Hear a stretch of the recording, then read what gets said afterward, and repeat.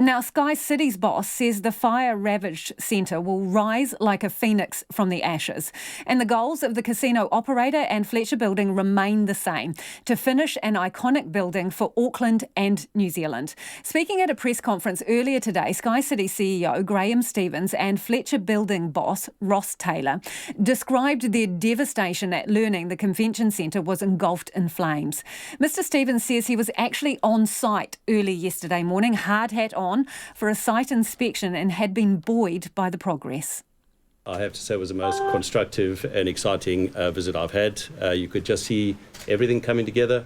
We were literally signing off hotel rooms, and you could see the internal shape of the convention centre. The seats were pretty much going into the arena.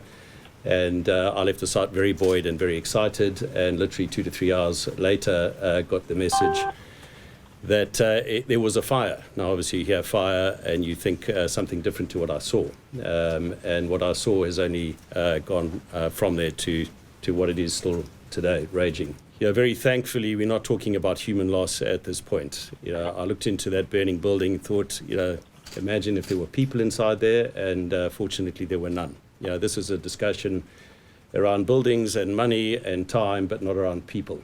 And our objective is to keep it exactly that way. The damage, stating the obvious, is significant. The fire is still raging. And again, stating the obvious, that will lead to a material delay. We don't know what that delay is yet, and we'll only be able to assess it when everything is under control and it's safe to go back on there. We'll be working with Fletchers to recalibrate expectations once we know really the full impact. Our vision is absolutely unchanged, and I think you'll hear from Ross that it's a joint intent to resurrect it, get Phoenix out of the ashes, and open successfully at some point in the future. Who was the first person to spot it?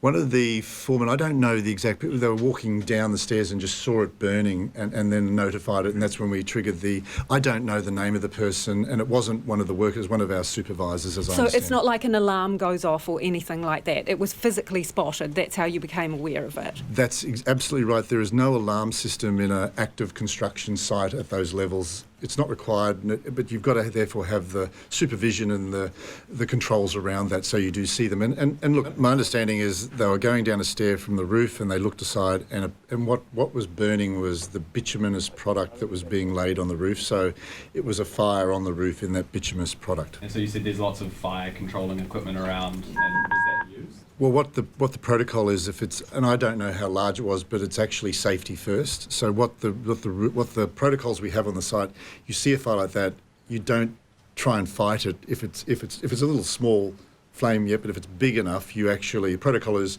emergency services evacuate, and that was the decision made. In terms of where the fire started, can you please run us through the type of equipment that was being used in that area?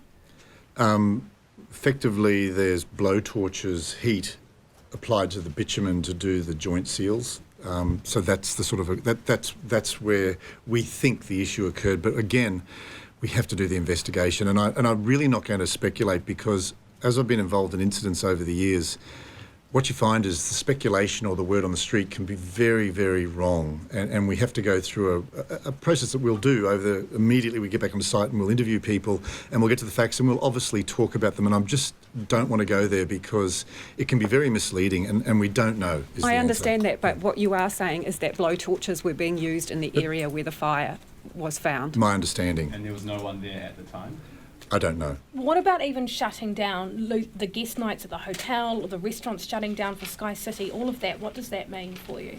Well, there's clearly a loss to having to close down, and let me note, it's the first time in the company's history that we would have had everything shut. It was a really weird time to be on property without a single customer in any restaurant or hotel. Now, there will be an impact from that.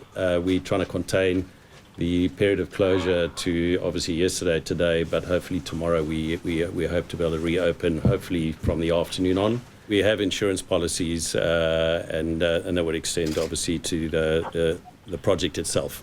The policies have been taken out by SkyCity, and they're robust policies and with credible insurers. So I don't think at this stage we have any cause for concern on that. Have either of you had any conversations with the Prime Minister, and do you anticipate asking for any assistance from the government, and if so, what form would you see that coming in? On the conversation, the Prime Minister has been in touch with my chairman, Rob Campbell. As we understand it, she's intending to visit Auckland later today, and we'll engage with her then. Certainly no engagement around facilitation or funding. Ross, will there be penalty payments for late delivery of the centre? So as Graeme mentioned, I mean, there's project works insurance and public liability insurance in place, which is project insurance, which we both are party to. And then I don't talk beyond that on any project. But the projects are insured, and we've put out a stock exchange announcement to that effect this morning. So you can't rule out that you'll be stung with penalty payments for late delivery of the building? As I've said many times, I don't ever talk about individual projects across the portfolio, so I've got no response to that. Could this sink Fletcher's? If I look at Fletcher's overall, it's in a very, very strong position. I mean, we talked about that through our results. Our net debt at the end of the financial year was around $300 million. So we're in a very, very strong position. So that's not an issue. And also, I point back again that the project is insured with both project works insurance and public liability insurance. Hindsight's a wonderful thing, but do you look at that building and think to yourself, you wish you'd never got involved with it? Hindsight is a wonderful thing, and it's a luxury. I mean, at the end of the day, Fletcher's has committed to get the project finished, and we will.